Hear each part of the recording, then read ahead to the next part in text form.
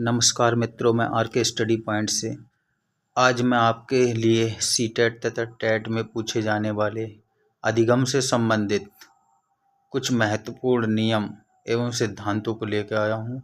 इस क्रम में जो नियम है, पहला वह है उद्दीपक अनुक्रिया का नियम।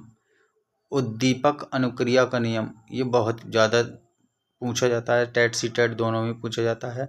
तो क्वेश्चन आएगा उद्दीपक अनुक्रिया का नियम किसने दिया था, तो इसके प्रवर्तक कौन है? थार्नडाइक हैं। प्रयोग इन्होंने किस पे प्रयोग किया था, तो बिल्ली पे किया था। कैसी थी? भूखी बिल्ली पे किया था। पुस्तक, तो इन्होंने जो पुस्तक लिखी थी उसका नाम है एजुकेशन साइकोलॉजी। उद्दीपक क्या है? मांस का टुकड़ा था। इसमें निवासी कहाँ के थे? ये यूएसए के थे। प्रयोग सन कब किया था इन्होंने? 1913 में। तो इससे बहुत सारे क्वेश्चंस बन जाते हैं आपके कि उद्दीपक अनुक्रिया का सिद्धांत किसने दिया था? थार्नडाइक ने दिया था। और उद्दीपक अनुक्रिया का जो सिद्धांत था, जो नियम था, उन्होंने उसमें प्रयोग किस पे किया था? तो भूखी बिल्ली पे किया था। क्वेश्चन बन जाता है कि थार्नडाइक की पुस्तक का नाम बताइए। तो थार्नडाइक की पुस्तक का नाम क्या है? एजुकेशन साइकोलॉजी है। Education psychology. इसी क्रम में जो है उद्दीपक अनुक्रिया का नियम में जो उद्दीपक था वो क्या था? तो मांस का टुकड़ा था। इसी क्रम में आपका ये भी पूछा जा सकता है कि जो थार्नडाइक थे वो कहाँ के निवासी थे? तो यूएसए के निवासी थे। उद्दीपक अनुक्रिया का नियम जो दिया था उन्होंने, जो प्रयोग सन थी वो कब कितनी थी? 1913। तो इससे बहुत सारे क्वेश्चंस आपके सामने बन के तैयार होते हैं टेट और सीटेट के लिए। अच्छा, उद्दीपक अनुक्रिया का सिद्धांत या नियम जो है, इसके अन्य नाम भी हैं। तो इसके अन्य नाम क्या हैं? अन्य नाम है प्रयास एवं त्रुटि का सिद्धांत। उद्दीपक अनुक्रिया का नियम जो है उसको हम किस नाम से जानते हैं? अन्य प्रयास एवं त्रुटि का सिद्धांत। तो क्वेश्चंस ये भी बन जाएगा, उद्दीपक अनुक्रिया का जो नियम है उसको दूसरा नाम क्या है? प्रयास एवं त्रुटि का सिद्धांत। दूसरा है प्रयत्न एवं भूल का सिद्धांत। तीसरा है आवृत्ति या बार बार का नियम। चौथा है आपका एसआर बॉन्ड का सिद्धांत। पांचवा है संबंधवाद का सिद्धांत। सिक्स है, इसी को हम कहते हैं अधिगम का वंद सिद्धांत। इसी क्रम में आ जाता है आपका संयोजनवाद का सिद्धांत। तो ये बहुत सारे नाम्स हैं, जो नियम हैं, जो सिद्धांत हैं, इनके बारे में पूछ लेता है। कभी कभी जो है उद्दीपक अनुक्रिया का सिद्धांत ना देके वो देगा प्रयास एवं त्रुटि का सिद्धांत दे देगा, या प्रयत्न एवं भूल का सिद्धांत दे देगा, या आवृत्ति या बार बार का नियम दे देगा, या एसआर बॉन्ड का सिद्धांत दे देगा, या संबंधवाद का सिद्धांत दे देगा, या अधिगम का वंद सिद्धांत नाम से दे देगा, या संयोजनवाद का सिद्धांत नाम से दे देगा। तो हमें ये चीज़ें याद रखनी होंगी कि इसके अन्य नाम क्या हैं। उद्दीपक अनुक्रिया का जो सिद्धांत है, जो नियम है, उसके अन्य नाम क्या हैं? तो ये हैं आपके सामने, ये हैं। ये अच्छे से हम तैयार कर लेंगे। तो थार्नडाइक ने जो उद्दीपक अनुक्रिया का सिद्धांत दिया था, उसको जो है इस सिद्धांत के शैक्षिक महत्व, ये भी क्वेश्चंस यहाँ से बन जाते हैं। तो थार्नडाइक के जो सीखने के सिद्धांत का शैक्षिक महत्व क्या है? बड़े एवं मंद बुद्धि बालकों के लिए उपयोगी होता है। थार्नडाइक का जो उद्दीपक अनुक्रिया का सिद्धांत है वो बड़े बच्चों के और जो मंद बुद्धि वाले बालक होते हैं उनके लिए बहुत ही उपयोगी होता है। इन बच्चों को सिखाने के लिए इस नियम का जो है बहुत सिद्धांत का बहुत ही महत्व होता है अपना। धैर्य व परिश्रम के गुणों का विकास होता है। थार्नडाइक के जो सीखने के सिद्धांत हैं उससे क्या होता है? धैर्य व परिश्रम के गुणों का विकास होता है। तीसरा है सफलता के प्रति आशा। सफलता के प्रति आशा। कार्य की धारणा स्पष्ट करना। कार्य की धारणा स्पष्ट करना। शिक्षा के प्रति रुचि जागृत जो करता है वो थार्नडाइक के यही नियम के उद्दीपक अनुक्रिया के द्वारा होता है। गणित, विज्ञान, समाजशास्त्र आदि विषयों के लिए उपयोगी। ये जो उद्दीपक अनुक्रिया का सिद्धांत या नियम है, ये बच्चों में गणित, विज्ञान, समाजशास्त्र आदि विषयों के लिए बहुत ही उपयोगी होता है। अनुभवों का लाभ उठाने की क्षमता का विकास। अनुभवों का लाभ उठाने की क्षमता का विकास।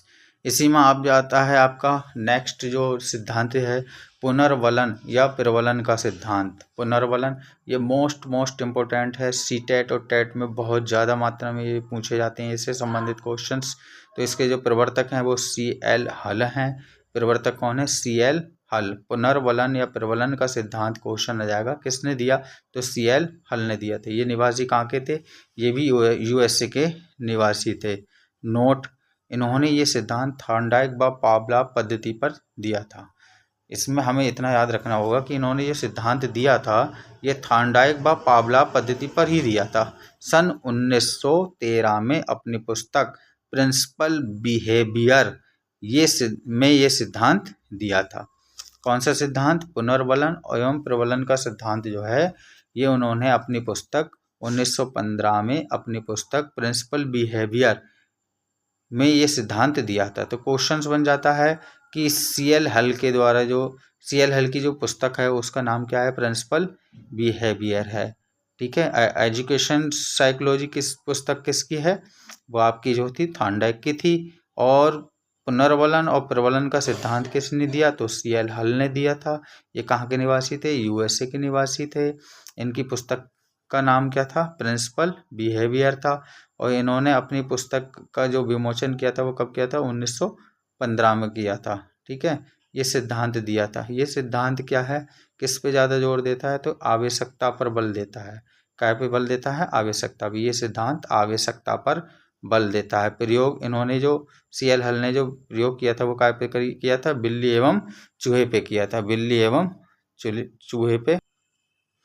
तो इसमें भी हमें थोड़ा सा नोट के रूप में हमें याद कर लेंगे, या इसको आप नोट कर लेना।